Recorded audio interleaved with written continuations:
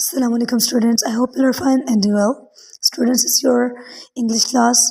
We are on the unit number 10 and under the dove. Okay, students, we are on the page number 97. We first have to read this dialogue. Okay, but open your books. Let's say Bismillah together. Bismillahir Rahmanir Rahim. Okay, it's a dialogue. It's actually a role play between an ant and dove. Okay, अब बेटे आप लोग इस dialogue को याद करेंगे जब हम लोग क्लासरूम में आएंगे। तो जैसे हमने शेर और चूहे वाली स्टोरी को रोल प्ले किया था, बिल्कुल उसी तरह हम इसको भी रोल प्ले करेंगे। ठीक है, तो आपने इसको बहुत अच्छी तरह से रीड करना है, इसकी प्रैक्टिस करनी है और सेंटेंस स्ट्रक्चर का भी ख्याल रखना है और स्पीच का भी ख्याल रखना है।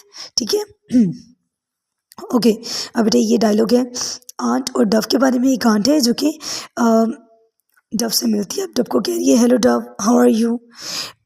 डव कह रही है I am fine, thank you, how are you. Then she replied I am fine too, you did well in the flying competition. अब वो उसे कह रही है, उन लोगों ने कोई फ्लाइंग कॉम्पिटिशन अटेंड किया होगा, वो उसको कह रही है कि आपने बहुत अच्छा किया फ्लाइंग कॉम्पिटिशन में, आप बहुत अच्छा उड़ी, आपने बहुत अच्छी परवाज़ भरी। Dove thank you so much for your praise, आपकी तारीफ़ के लिए बहुत शुक्रिया। The ant is saying did you enjoy it. अब उसने पूछा कि आपने एंजॉय किया, और डव कह रही है yes I enjoyed it a lot, I worked hard but it was really fun. वो बता रही है कि मैंने बहुत मेहनत की थी इसके लिए, लेकिन मुझे बहुत मज़ा आया। Ant is saying that's good. अब बेटे आप लोगों का जैसे स्कूल में कंपटीशन हुआ था स्पोर्ट्स गाला, अब उसमें भी आप लोग अपने उसको भी यूज़ करते हुए आप अपने फ्रेंड्स को प्रेज कर सकते हैं। ये क्या है, ये जॉय और हैप्पीनेस के बारे में आप लोग शेयर भी कर सकते हैं। आप लोग उसके बारे में भी ये सोचिएगा, ठीक है, कि आप लोगों ने पार्टिसिपेट किया, आपको कैसा लगा। आप लोग इसके हवाले से भी कुछ डायलॉग्स प्रिपेयर कीजिएगा, ठीक है। फिर जब आप लोग क्लासरूम में आएंगे तो हम इनकी प्रैक्टिस करेंगे। ओके, अब इसी के साथ बेटे आज हम लोगों ने करनी है गैप स्टोरी।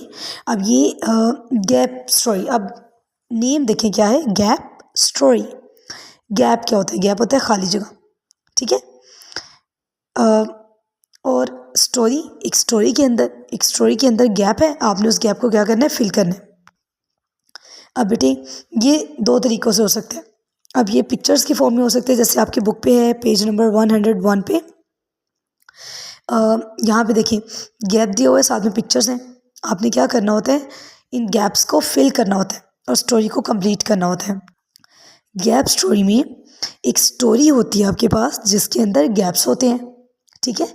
उन गैप्स को आपने फिल करना होता है। अब ये दो तरह से हो सकता है, या तो आपको पिक्चर्स को देख के फिल करना होगा, या फिर आपको वर्ड बैंक दिया जाएगा। आप लोग वर्ड बैंक को देख के आइडेंटिफाई करेंगे कि कौन सा वर्ड कहाँ पर आएगा और वो स्टोरी कंप्लीट हो जाए, ठीक है। स्टोरी कंप्लीट हो जाए, मीनिंगफुल बन जाए, उसका मतलब कंप्लीट हो जाए, इस तरह से आपने उसको कंप्लीट करना होता है with the use of pictures और with the use of word bank. अब यहाँ पे आपकी बुक के ऊपर है पिक्चर्स की फॉर्म है। यहाँ देखिए एक स्टोरी है, यहाँ पे गैप्स दिए हुए और गैप से पहले पिक्चर है। तो आपने पिक्चर को देख के आइडेंटिफाई करना है कि पिक्चर के अंदर क्या है, आपने उसके हिसाब से वर्ड लिखना होता है।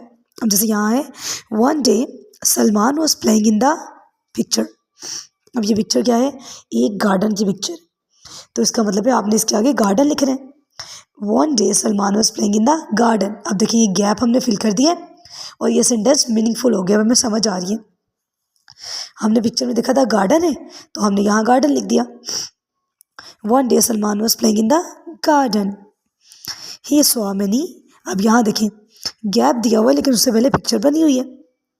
यहाँ गैप दिया हुआ है लेकिन उससे पहले पिक्चर है, तो बेटे हमने पिक्चर को देख के आइडेंटिफाई करना है कि हम गैप में क्या लिखें। यहाँ बर्ड्स बने हैं, दैट्स मीन्स आपने यहाँ बर्ड लिखना है।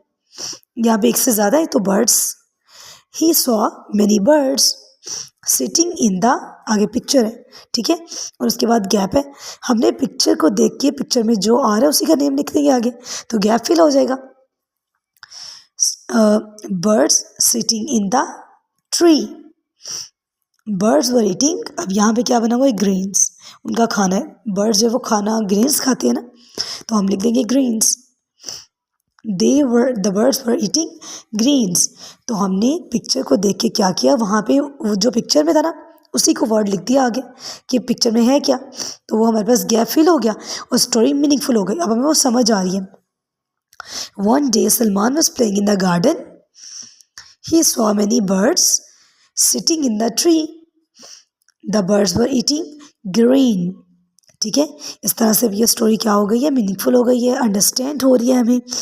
तो आप लोगों ने इस तरह से प्रैक्टिस करनी है। ठीक है, आप लोग कोई और पिक्चर्स के साथ भी प्रैक्टिस कर सकते हैं स्टोरी को।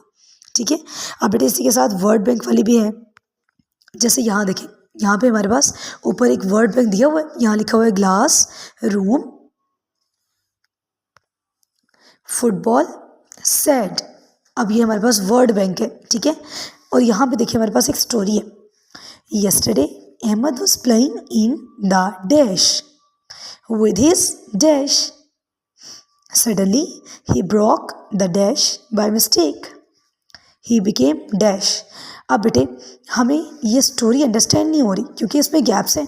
ठीक है, ये एक स्टोरी है विद गैप्स।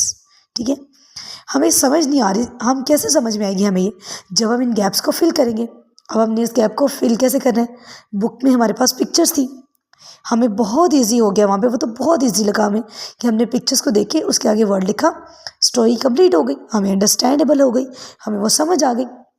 लेकिन यहाँ देखें, यहाँ पे हमारे पास गैप्स हैं लेकिन पिक्चर्स भी नहीं है। तो ये हमारे पास ऊपर वर्ड बैंक दिए, हमने इनको यूज़ करके हमने यहाँ पे लिखना है और फिर स्टोरी को कंप्लीट करना है ताकि हमें समझ में आए। अब देखें हम क्या पुट करेंगे इनमें, हम ये हर वर्ड को यहाँ लगा के देखेंगे। Yesterday Ahmed was playing in the dash।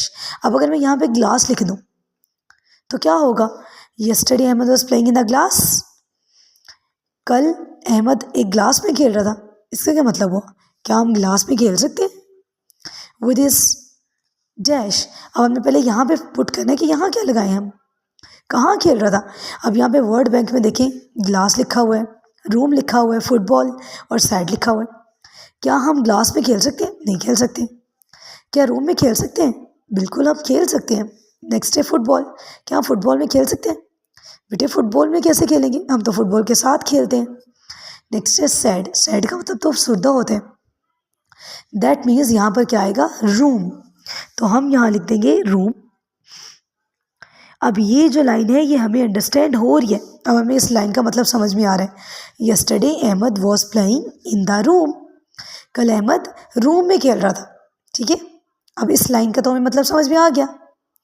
With his dash, अब बेटे खेल किसके साथ रहा था, क्या ग्लास के साथ खेल रहा था, इसको तो हमने यूज़ कर लिया, तो इसके हम छोटा सा क्रॉस लगा देंगे ताकि हमें समझ आ जाए कि ये यूज़ हो गया। अब हमने इसको तो यूज़ कहीं नहीं करना, क्या फुटबॉल में खेल रहा था या फिर सैड में खेल रहा था, सैड के साथ खेल रहा था, तो बेटे खेलने की चीज़ इसमें क्या है, फुटबॉल, दैट मीन्स यहाँ पर फुटबॉल आएगा।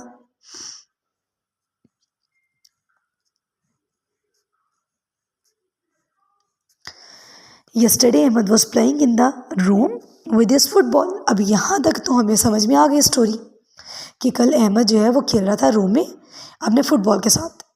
अब इसी तरह हम लोग अंडरस्टैंड करते हुए प्रॉपरली आराम से तसल्ली से अंडरस्टैंड करेंगे और फिर हम लोग इन गैप्स को फिल करेंगे ताकि हमें पूरी स्टोरी समझ में आ जाए। सडनली, अचानक से, he broke the dash by mistake, अचानक से टूट गया उससे, तो बेटे हमने तो इसको भी यूज़ कर लिया।